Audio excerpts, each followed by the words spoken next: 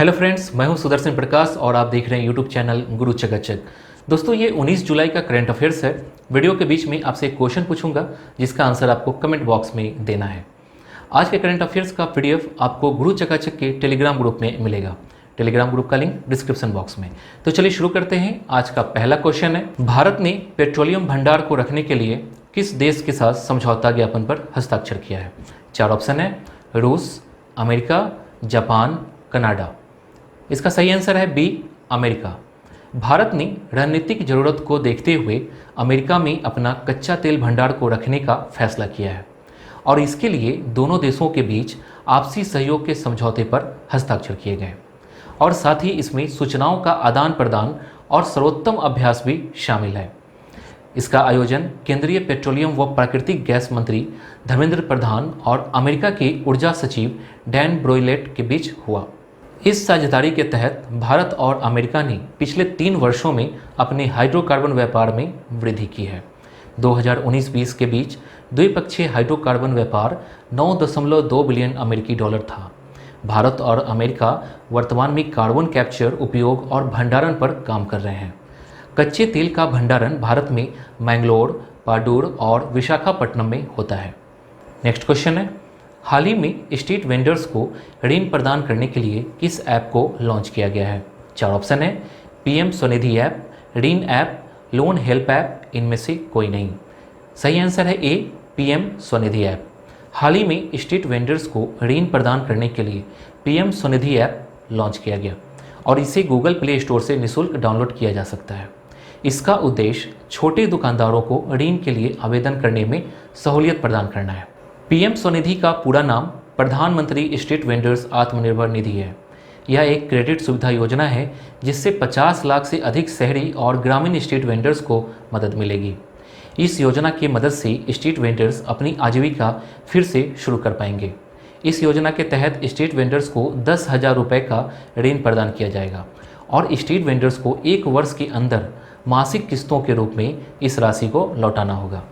इस योजना की घोषणा वित्त मंत्री निर्मला सीतारमण ने आत्मनिर्भर भारत अभियान के पैकेज की घोषणा के दौरान की। नेक्स्ट क्वेश्चन है, निष्ठा योजना का पहला ऑनलाइन कार्यक्रम किसके द्वारा शुरू किया गया? 4 ऑप्शन है, राजनाथ सिंह, नरेंद्र सिंह तोमर, रमेश पोखरियाल निशंक, अमित शाह। सही आंसर है सी, रमेश पोखरियाल निशंक। हाल ही में मानव संसाधन विकास मंत्री डॉक्टर रमेश पोखरियाल निशंक के द्वारा निष्ठा योजना के पहले ऑनलाइन कार्यक्रम को लॉन्च किया गया। निष्ठा का पूरा नाम national initiative for school heads and teachers holistic advancement है।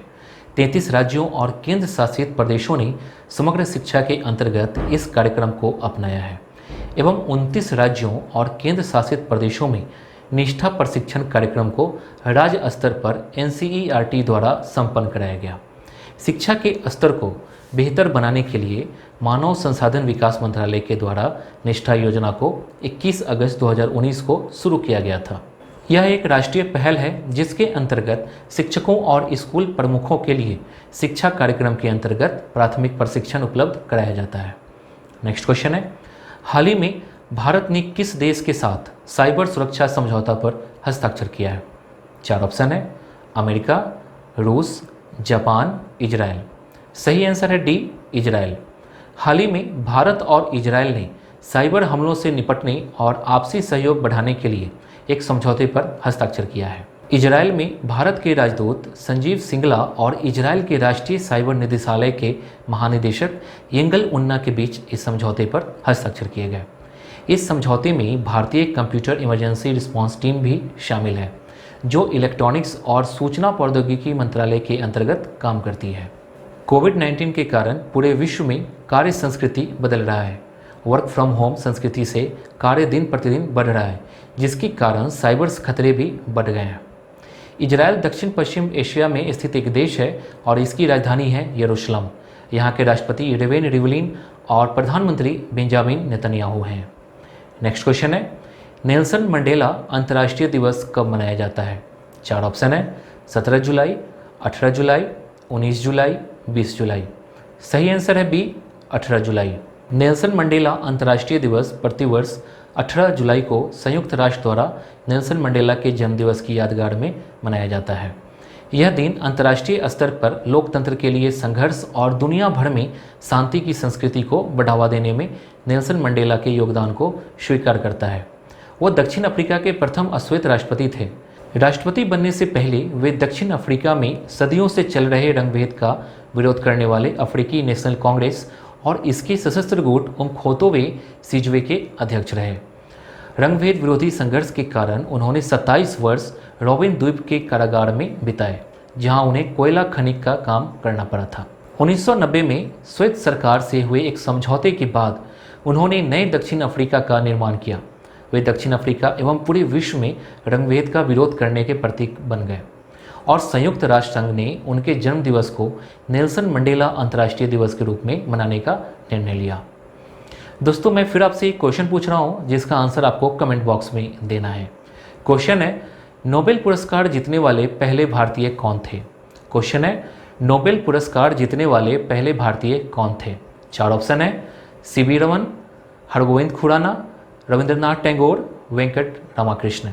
इनमें से एक ऑप्शन सही है, इसका आंसर आपको कमेंट बॉक्स में देना है। नेक्स्ट क्वेश्चन है, ICRA के अनुसार चालू वित्त वर्ष में भारत की GDP कितनी फीसदी घट सकती है?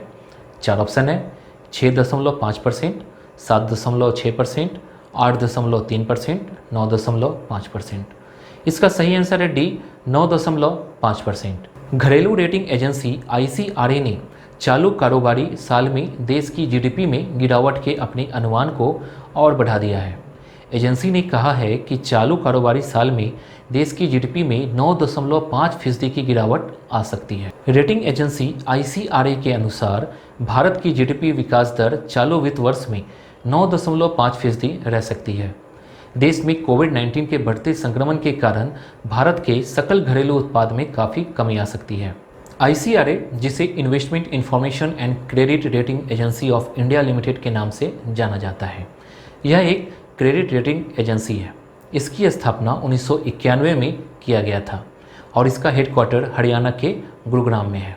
नेक्स्ट क्वेश्चन है, किस भुगतान एप्लीकेशन ने भारत का पहला नंबरलेस कार्ड लॉन्च किया है? 4 ऑप्शन है, फार्म पे, गूगल पे, फ़ोन पे, पेटीएम। सही आंसर है ए, फार्म पे। देश के डिजिटल भुगतान एप्लीकेशन में से एक फार्म पे ने हाल ही में देश का पहला नंबरलेस कार्ड लॉन्च किया है। इस संख्या विहीन डेबिट कार्ड का उपयोग बिना बैंक खाता खोले ऑनलाइन और ऑफलाइन भुगतान के लिए किया जा सकता है। कार्ड पर कोई संख्या नहीं होगा और सभी डिटेल फार्म पे एप्लीकेशन पर सुरक्षित रहेगा।